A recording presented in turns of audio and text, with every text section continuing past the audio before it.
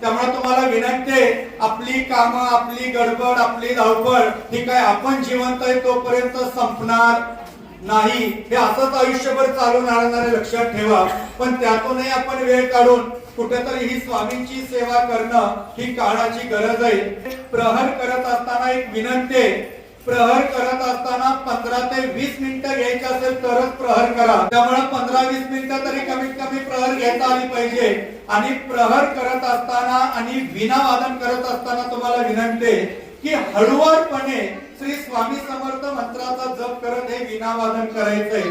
कारण गुरुचरित्र अध्याय क्रमांक 52 मध्ये स्वतः श्री नृसिंह सरस्वती स्वामींनी सांगितलंय, जिथं माझ्या नावाचं गायन चालू असतं तिथं मी साक्षात उपस्थित असतो. लक्षात ठेवा.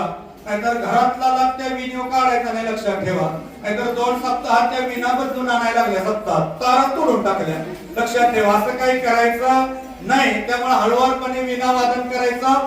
माळेवरती जप करताना प्रहरीतल्या श्री स्वामी समर्थ मंत्राशिवाय कोणताही जप करायचा नाही. फक्त श्री स्वामी समर्थ जप करायचा. आणि आपल्या सेवेकरांनी एक विनंती आहे, शक्यतो तुम्ही स्वामी चरित्र सारामृत जे वाचता प्रहर सेवेतलं ते एक पाठ पूर्ण करा, इतपत तरी ती सेवा करा.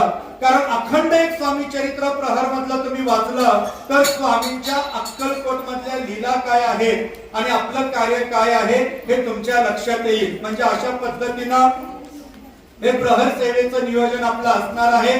प्रहर सेवा करत असताना एकाच वेळी दोन्हीकडल्या बदलायच्या नाही. तिकडली बदलली तर 1-2-3 मिनिटांनंतर इकडली बदलायची.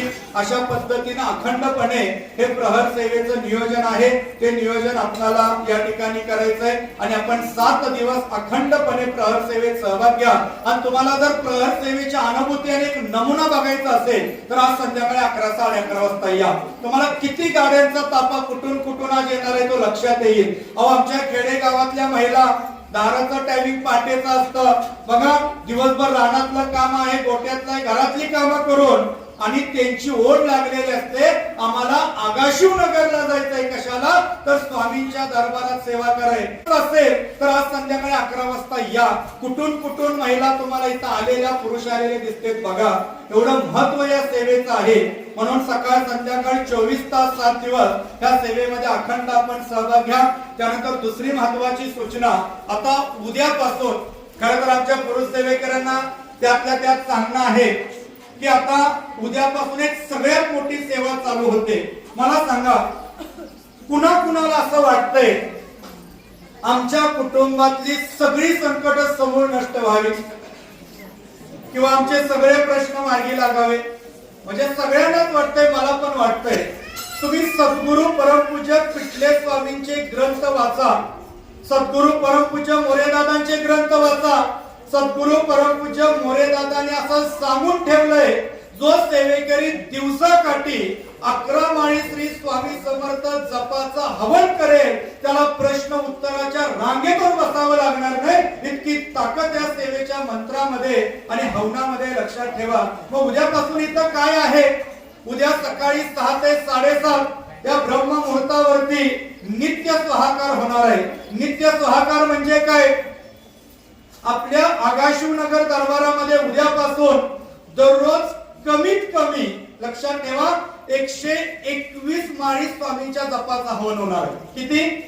121. जर तुम्ही त्यात सहभाग घेतला, 7 गुणिले 121 करा, कमीत कमी 5-6 महिन्याच्या हवनाची सेवा तुमची इथं संपन्न झाली. एवढी मोठी ऊर्जा आपल्याला इथं मिळणार आहे. त्यामुळे तुम्हाला सांगणं, उद्यापासून सकाळी 5:45 वाजता ज्यांना नित्य स्वाहाकाराला यायचं असेल 5:45 वाजता या. आणि यामध्ये स्वामींच्या जपाबरोबर कर्जमुक्तीसाठी आपण काही सेवा घेत असतो. तिरुपती बालाजींची काही सेवा आर्थिक भरभराटीसाठी घेत असतो. अडली नडलेली कामं, करणीबाधा, भूतबाधा, प्रेतबाधा असेल किंवा आपल्याला बाहेरचा त्रास होत असेल, सर्व कारणासाठी नित्य स्वाहाकारात विविध मंत्र स्तोत्रांची सेवा होत असते, हवनयुक्त. त्यामुळं आपल्या ओळखीचे पै पाहुणे नातेवाईक सर्वांना सांगा, पहाटेच्या ब्रह्ममुहूर्तावरची सेवा तुम्ही अवश्य करून त्याची अनुभूती प्रचिती घ्या. जे गुरुचरित्र पारायणाला बसले त्यांना जर शक्य असेल त्यांनीही यामध्ये सहभाग घ्या.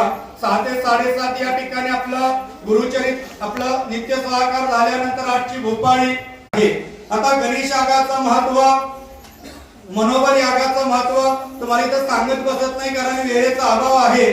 पण नोकरी प्राप्ती, प्रमोशनची कामं, विद्या प्रदाता, बुद्धी प्रदाता हा गणेश आहे. विघ्नहर्ता हा गणेश आहे. तुम्ही पुण्याला दगडूशेठ गणपतीला कधी गेलाय का? तिथे एंट्रीला एक पाटी लावले बघा, श्री गणेशा करून मिळेल, खाली देणगी लिहिलेले बघा. कोणी पाटी वाचली असेल तर बघा, 25,000 रुपये. कशाला? गणेश यागाला.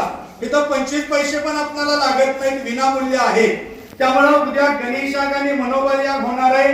जर कुणाला गणेश यागाला शक्य असेल, सकाळी 9 वाजेपर्यंत कमीत कमी 21 मोदक इथं घेऊन या. जास्तीत जास्त किती आणू शकता? फक्त मोदक तळलेले नको, आपले उकडलेले मोदक, जास्तीत जास्त लाह्या आणि जास्तीत जास्त हराळीच्या पेंड्या आपल्याला हवनासाठी उद्या गणेश यागाला लागणार आहे.